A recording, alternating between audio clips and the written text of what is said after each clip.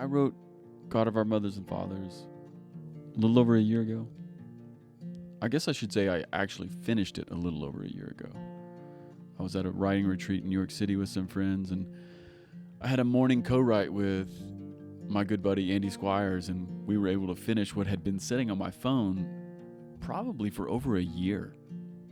If you're a songwriter, you know what I mean. You have these fragments that sit in the voice memos, and sometimes you forget about them.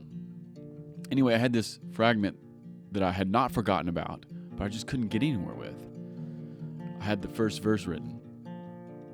And really, I wrote that first verse the year previous because I just had this idea or thought, and I couldn't shake it. And the idea is pretty straight ahead, especially if you've heard the song, you totally get it. But it's this. Growing up, I've had a ton of really amazing encounters with God. I just feel like God has been really near to me, and I've had a bunch of experiences of the kindness of the Lord and really just what I would call the overwhelming touch of the Holy Spirit, and it's forever changed who I am.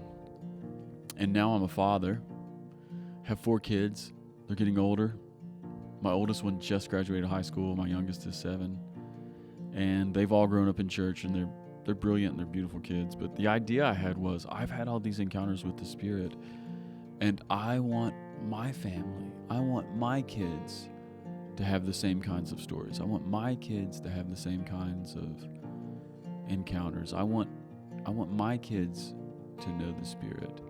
And not just my kids, but I want to know that the generation coming up behind me will get to have a renewal experience. I want the generation that's coming up behind me at my church and in the Vineyard and around the world. I want that generation to be able to have their own stories that are life-changing. I want them to feel like their life has been marked by God. I don't want it to just be something that happened with me or my generation and ends with us. So that's really the heart behind the song. It's a prayer. It's a prayer that God would come and move, and that everybody would get to know His love and His kindness, not just in head knowledge sort of way, but in their heart and in their emotions and, dare I say, in their bodies, like to feel and know the embrace of God. In our time, in our day, come and move in this place. In our time and in our day,